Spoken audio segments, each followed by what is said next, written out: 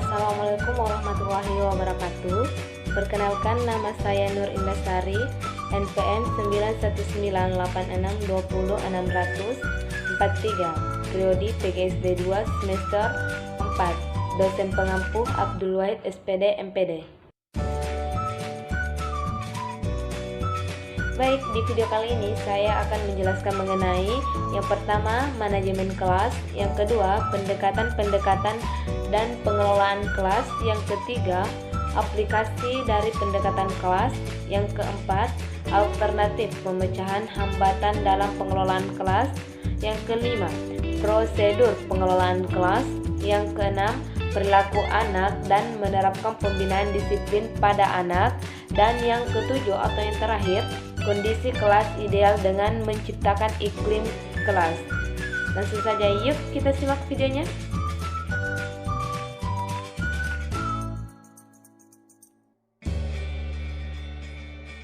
Apa sih yang dimaksud dengan manajemen kelas itu? Nah, di sini saya akan menjelaskan mengenai manajemen kelas. Jadi, manajemen kelas dapat disimpulkan bahwa proses mengelola kegiatan pembelajaran oleh guru untuk menciptakan pembelajaran yang kondusif dan meminimalisir gangguan dalam kegiatan pembelajaran sehingga tujuan pembelajaran tercapai.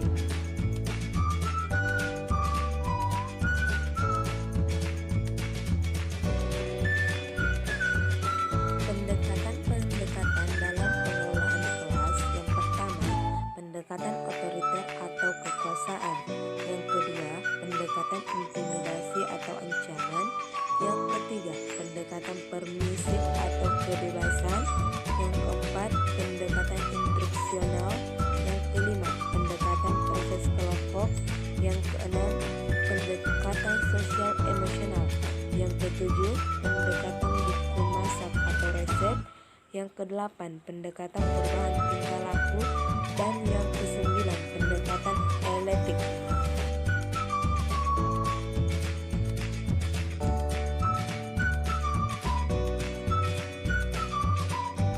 Secara umum, tujuan pengelolaan kelas adalah penyediaan fasilitas bagi bermacam-macam kegiatan belajar siswa dalam lingkungan sosial, emosional, dan intelektual di dalam kelas.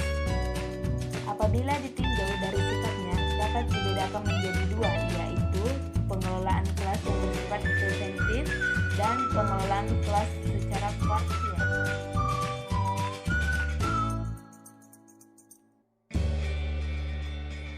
Ada beberapa pendekatan yang dapat membantu guru dalam memecahkan masalah, yaitu diantaranya: 1. Pendekatan individual, artinya guru melakukan pendekatan kepada masing-masing anak peserta didik. Yang kedua, pendekatan kelompok. Pendekatan ini dilakukan dengan tujuan mengembangkan dan menumbuhkan rasa sosial yang tinggi kepada setiap anak didik.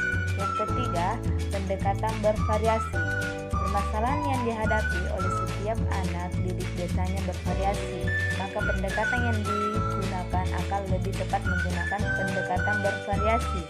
Yang keempat, pendekatan edukatif, artinya guru yang kurang arif dan kurang bijaksana dalam menggunakan pendekatan akan merugikan pertumbuhan dan perkembangan kepribadian anak didik.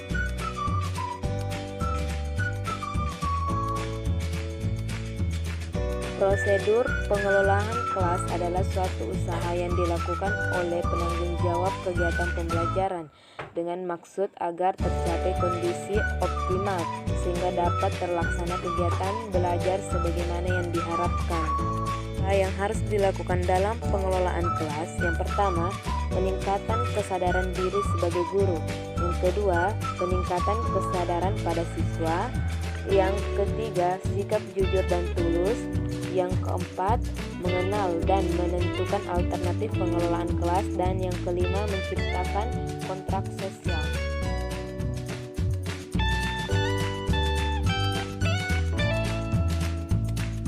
Inti dari disiplin ialah untuk mengajar atau seseorang yang mengikuti ajaran.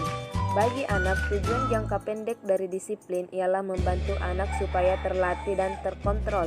dengan mengajarkan mereka bentuk-bentuk tingkah laku yang pantas dan yang tidak pantas atau yang masih asing bagi mereka.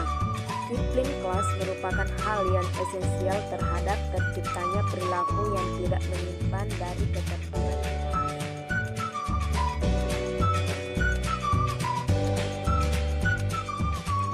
Secara rasional, iklim kelas memang sangat berpengaruh terhadap motivasi belajar.